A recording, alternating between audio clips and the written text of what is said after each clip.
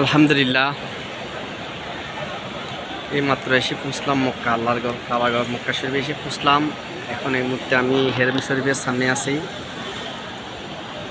সকল দেশ বিদেশ সারা বিশ্বের মানুষ যে আমার ভিডিওটা দেখতেছেন, সকালে একবার আল্লাহর ঘর দেখার সাথে সাথে একবার আল্লাহু আকবার বলেন, আলহামদুলিল্লাহ বলেন। তাদেরকে দেখানোর চেষ্টা করতেছি।